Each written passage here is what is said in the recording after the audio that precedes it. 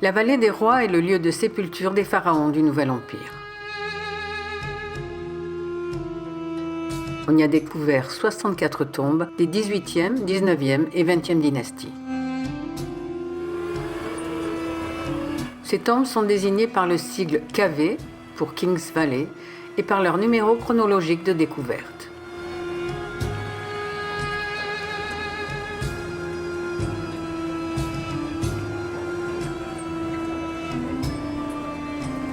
Le ticket d'entrée donne droit à la visite de 3 tombes.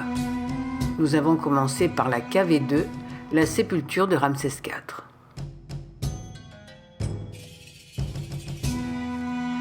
Ramsès IV, troisième souverain de la 20e dynastie, succéda à son père Ramsès III à l'âge de 35 ou 40 ans. Il régna peu de temps, de 1153 à 1147.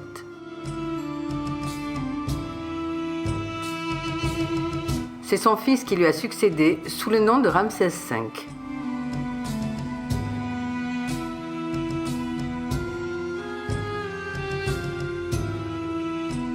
L'architecture de son tombeau est plus simple et il est moins richement décoré que celui de ses prédécesseurs. Mais les couloirs ont été élargis pour permettre le passage du sarcophage de granit, un des plus imposants de la nécropole. La première scène montre Réoracti, le dieu solaire, accueillant Ramsès IV qui le salue d'un geste de la main.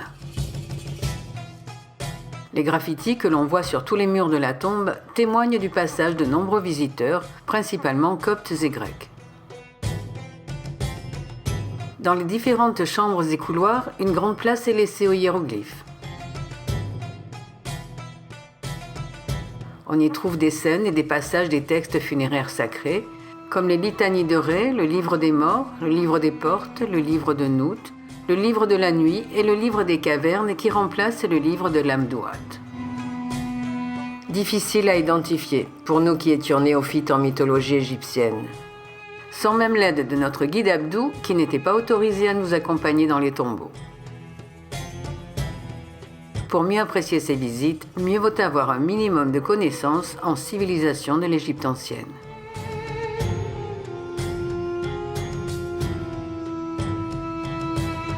Pour la première fois dans la vallée des rois sont représentées des scènes du livre des cavernes, le livre du monde inférieur.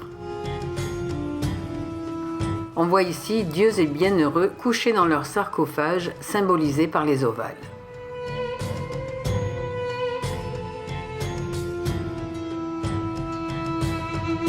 Nous sommes ici dans l'antichambre. Sur la paroi gauche, le livre des morts, qui est en fait le livre pour sortir au jour, c'est-à-dire pour renaître. Le plafond étoilé décoré des cartouches du roi. Du milieu de la pièce, une rampe inclinée mène à la chambre funéraire, occupée en grande partie par la monumentale cuve en granit rose d'Assouan, de plus de 3 mètres de haut. Au pied du sarcophage, la scène représente l'anéantissement, puis la renaissance des heures dans l'au-delà. Sans doute une façon de suggérer le cycle éternel du temps. Les scènes qui décorent le sarcophage appartiennent au livre de la terre et décrivent le trajet nocturne du soleil. Les Anubis tout autour de la cuve assurent la protection du roi. Mais ils ont failli à leur mission, car le sarcophage a été brisé et son couvercle déplacé, probablement peu de temps après son installation.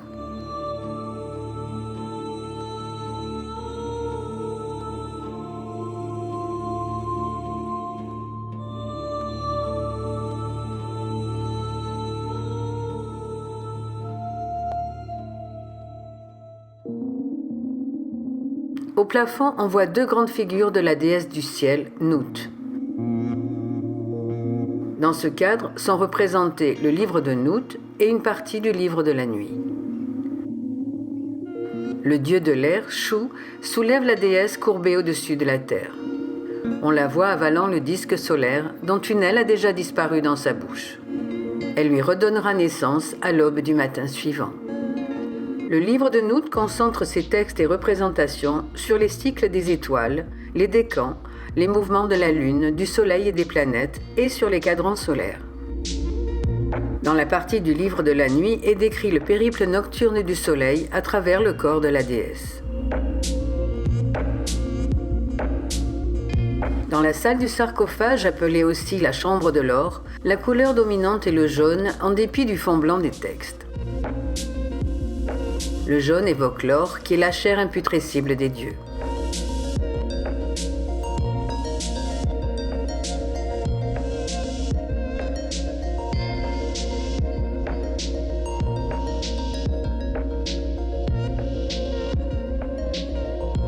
Sur les parois, on distingue les 2e, 3e et 4e heures de la nuit du livre des portes.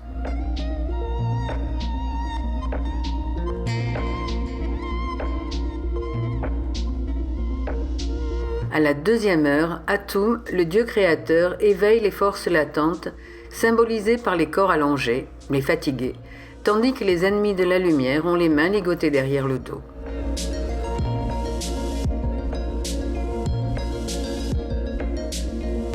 À chaque heure, le roi est agenouillé dans la barque de Ré, le dieu solaire, qui se présente la nuit avec une tête de bélier.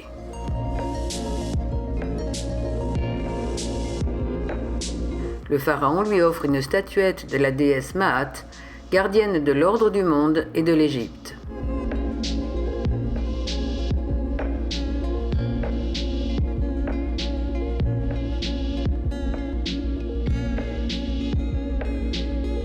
La momie de Ramsès IV fut retrouvée dans la tombe d'Aménophis II, là où les prêtres de la 21e dynastie l'avaient mise à l'abri. Notre prochaine visite sera pour la tombe de Ramsès III, père de Ramsès IV.